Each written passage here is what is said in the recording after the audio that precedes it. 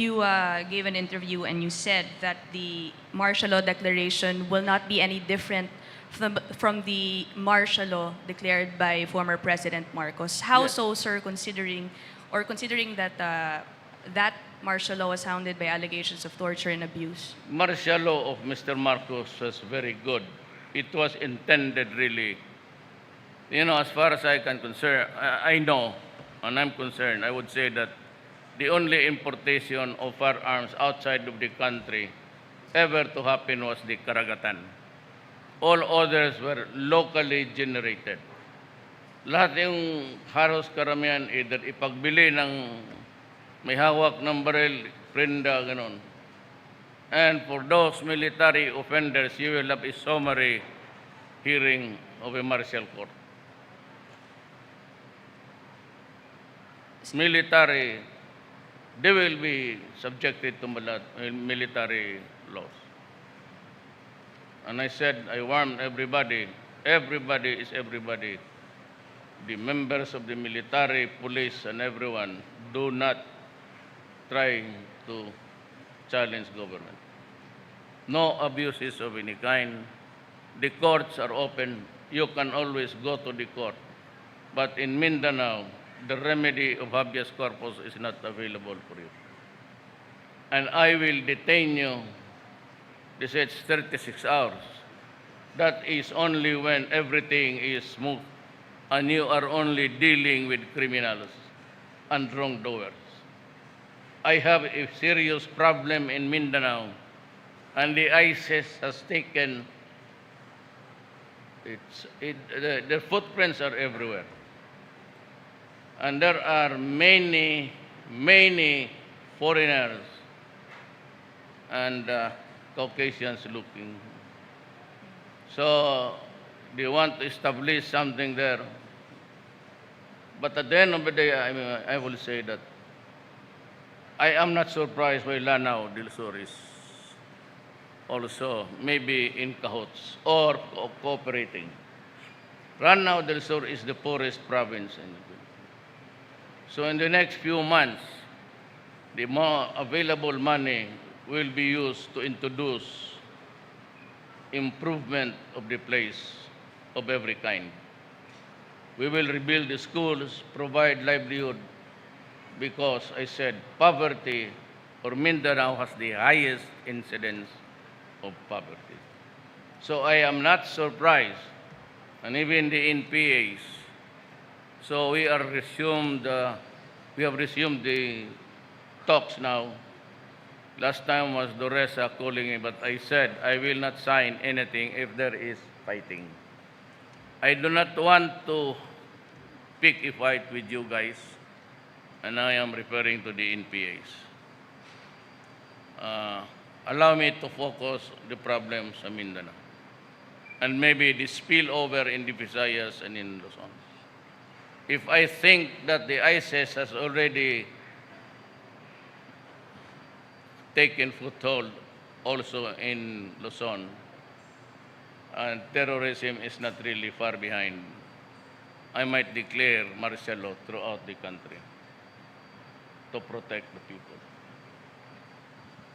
Sir, do you think 60 days is enough, or are you looking at the possibility of going beyond 60 days? Well, if it is not enough, I have told the Senate President who was with me, he was with my entourage in Moscow.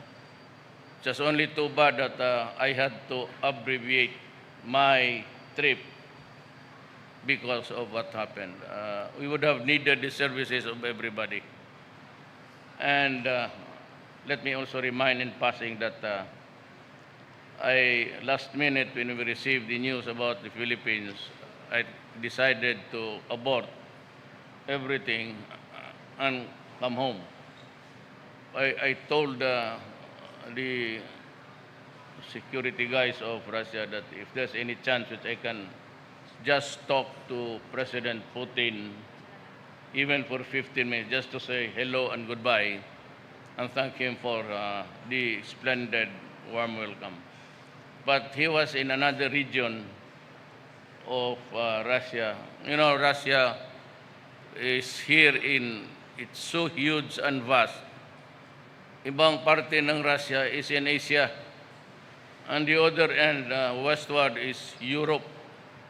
So expands, the expanse is really very. But he decided last minute to fly, I don't know from where. And I was just asking for 10 minutes.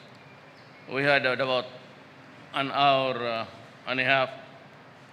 We discussed everything, economic, security, assistance, and I said, I come here not really to ask for anything, but I ask that we be friends and allow me to do trade and commerce via your country in the eastern side of Europe.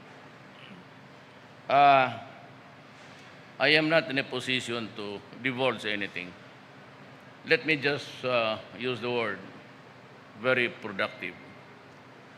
With me was the Secretary of Foreign Affairs and the Defense Secretary. And it was good. And I am both today happy that President Putin was very accommodating, as a matter of fact, very liberal. But I'm also sad because our countrymen are suffering in Mindanao right now. Last from my end, sir. How confident are you with our intel capabilities? Do you think there was a failure of intelligence with what happened in Marawi? Because I believe Secretary Lorenzana said yesterday that there was an apparent lack of appreciation in the You know, intel the info. freedom of expression is not an exclusive thing for the Christians and other religions. Marami na silang pumunta dito, especially in the guise of being a member of the Tabligh. Tabligh is an organization that would be similar to what the Catholics would call the Knights of Columbus. And if they had been in and out of the country without really bringing anything that is prohibited, contraband or drugs, we do not have the power to just confront them and drive them away.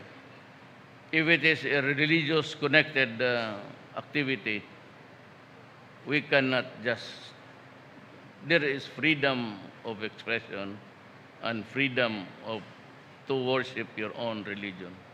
It is guaranteed in the Constitution.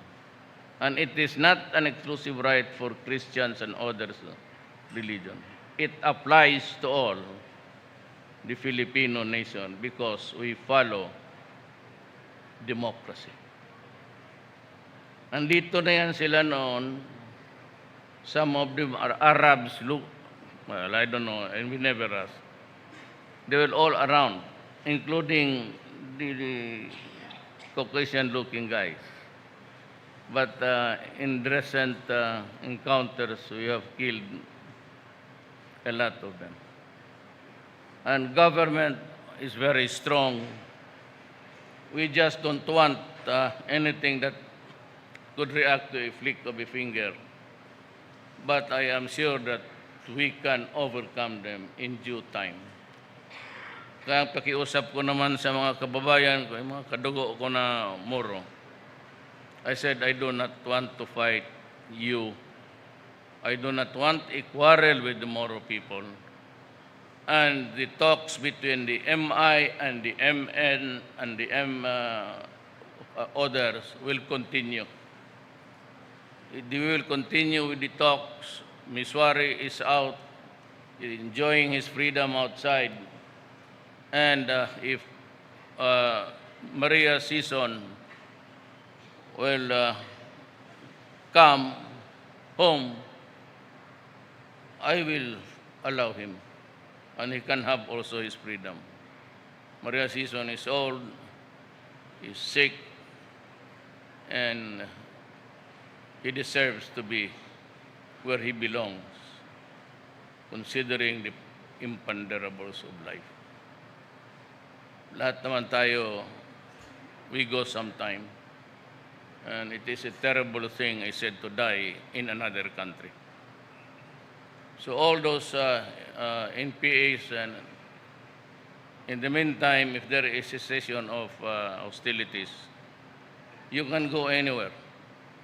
But my orders to the armed forces and to the police, they cannot be denied, or government cannot deny access to any barangay in any part of the Philippines. Nobody claims their territory, including the Communist Party. Sabi nila, this is a controlled, no such thing. Every inch of this republic is owned by the people of the Philippines, government. Kaya kayong sa mga NPA, those in the bundok, you can come down and have dinner with me in my house as long as we stop fighting. But, you know, this is a 50-year war. Mag-50 years now. That's why I was posing a question to them. What do you want? Another 50 years of fighting? I do not want it. I loathe it. I hate it. I hate killing Filipinos. But do not give me no option. Because we are prepared, government is to wage war for another 50 years. Or at least during my term. I will not allow government to be playing a secondary role. Nothing of the sort, and I will not allow it. And if I have to enforce the law, ang target ko kasing isa yung droga. As I have said before, nobody was listening, and the skeptics and the hypocrites itong human rights. Itong droga na ito is being produced in numbers. And every time we make raids, tangkidigera tawag nila sa atin, our tanks and everything are put to use because they are well defended with machine guns and everything. I have lost more than 200 soldiers and personnel. If you count the previous atrocities, including the Zamboanga siege, marami na akong patay na sundalo, pati pulis. This has to stop. This has to stop. So everyone, let go of your firearms. It could be a pistol, revolver, or it could be a rifle, because you will die. My orders are really to shoot. And for the police, I was outside when this happened. There was also kidnapping by the police. My order was 2 million apiece, dead or alive. Saan ninyo sabihin nyo, human rights you're listening. Sabi Duterte, andito na naman siya. Saan niya natutunan niyang dead or alive? Reward, dead or alive? Sa Amerikano. Sa mga sine, si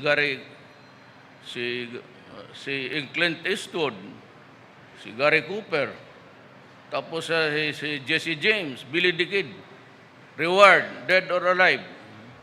So what's wrong in copying a good method of attaining peace? All you have to do is follow the Americans. Kayo nag-invento niyang reward, dead or alive, 2 million for the neck, for the head of those policemen. Putang ina kayo, talagang papatayin ko. Tingnan. Let's say kayo. Sinabi ko nga kayong sa gobyerno, kayo ang mamaunang mamatay. Do not with me because you are adding trouble to the country. It will never be the same. Mindanao will never be the same after this. If I need another 60 days, I'll go to the Senate President and explain to him. He's from Mindanao. He's here, Senator Pimentel, the Senate President. And I've invited them to go to Davao and to listen to the briefing so that I can issue the order. As to ASO, I don't know if it is declared illegal or not. But it is the practice. I made a research. Martial law includes arrests. without warrant. Search